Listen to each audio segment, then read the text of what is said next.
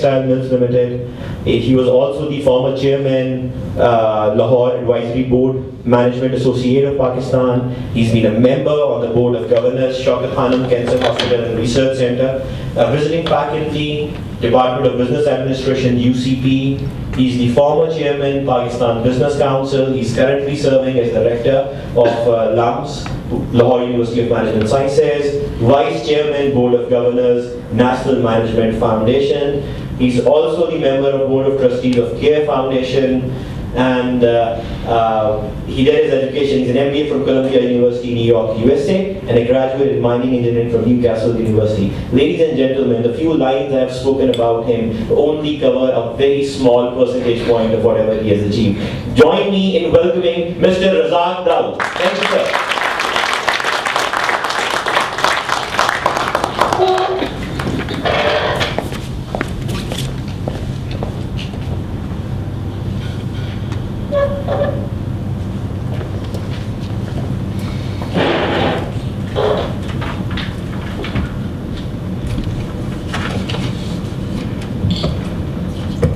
Bismillahirrahmanirrahim.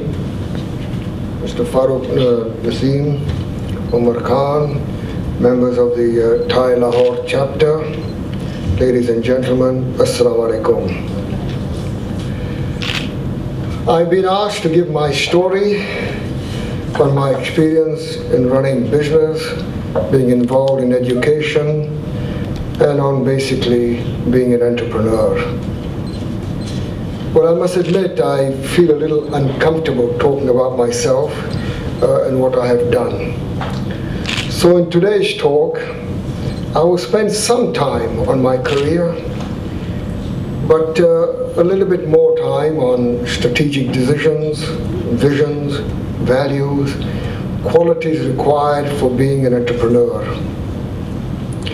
I believe most of you are here that are entrepreneurs, and while listening to my story, would like to want to have some takeaways rather than just hear war stories from an elder. Well, as Umar Khan just said, graduated from Columbia University, and I landed back in Pakistan, October 1968. Get married within 3 weeks, and then the issue came within the family, where should they park this young lad who's just come from America? I've been away 18 years, so here I am in Pakistan. First issue that comes up is my father says to me, son, I want you to work under me, and I can teach you this, I can teach you this and this. And I looked at him and I said, no, Dad, I don't want that. I don't want to work under you. Let me find my own place in the sun. You're a towering figure. I can't live under your shadow, and let me move and do my own. He was upset, but fathers always understand the aspirations of their children, so okay. So that moved the first hurdle. The next hurdle was the family elders asked me, what would you like to do? This young MBA that's come back. I said, first of all, I don't want to work in the head office. I don't want to be in staff, I want to be in line function. I want to be in the trenches. I want to be on the front line. He says, where would you want me to go? They asked me, where would you want? I said, anywhere in Pakistan. East Pakistan, West Pakistan, I have no conditions. The only condition is just get me out of head office. I don't want to be here. And so after several days, I was given the assignment, okay, you go to Lawrencepur Woolen and Textile Mills in District Attock. And so myself and my young wife pack our bags and we go to Lawrencepur. And when I was there, I know that I I felt a lot of dreams and passion and commitment about the place. I will talk a little bit about this a little later. But one thing I can say, within a few days of being at Lawrenceburg, I fell in love with the place. I loved it. I loved the community life, I loved the people, I loved the opportunities. It was magnificent. Not because it was easy, because it was challenging. And here I was, ready to face our challenges. I wanted to be in the trenches, and lo and behold, I was in it. I sit on my desk and the pile of paper, first letter I open, a strike notice. Wow, what's this? Fine.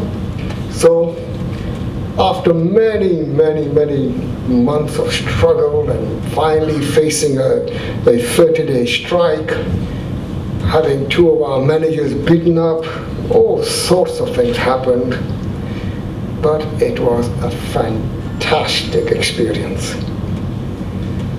My biggest takeaway from Lawrenceburg was, here I was, I loved marketing, and I sat at Lawrenceburg looking at marketing of the products that I had before me. And I can remember saying to myself, hey, these guys don't understand marketing in this country. They just don't understand the basic rudiments of it. I'm talking about the woolen and worsted business. So I'd heard of something called product differentiation and market segmentation in my MBA class, and I suddenly struck here. These guys don't know what market segmentation is. So all the years that Lawrenceburg had been in, they never produced a product. They never segmented and never produced a product for the ladies sector. I said, wow. How comes? You look at your competitors, they were even further behind than we were. So, a lot of activities, bring out a ladies product, and I don't know how many of you people ever remember that brand name, Lila. And Lila was my dream. And it came out, and I used to fly down from Bindi every week, rushing off to Karim Bucks, I produced this product. Would you sell it? Will you market? Rubbish. Kya aapne bana diya? Well, Razzak Sahab, we have a great respect for your father. Theek hai, पांच थान भेज दो. HM Hayat, exactly the same. Bombay Cloth House, exactly the same. Wow, I thought, what have I done? Anyway, market it. Put it on television, and bang, it's a hit. Karim Bucks is sitting in my office, and I told you so, he's gonna say, oh, please give me more. And then it moved on, alhamdulillah. Interesting. When I told my father that I want to advertise Lila, he said, what? Advertise? My father was involved in marketing. He says, beta, you don't think I can sell the product? Do you need to advertise? I know how to sell it. I said, Dad, please. I can remember it was 80,000 rupees, the cost of the whole campaign for 4 months. That's all it was. Fine, it got through. Next year, again, came the issue of budget for advertising. And I said, well, this time we're going to spend about 1 lakh, 1,20,000. And my father said, can't you up it a little? The world had changed.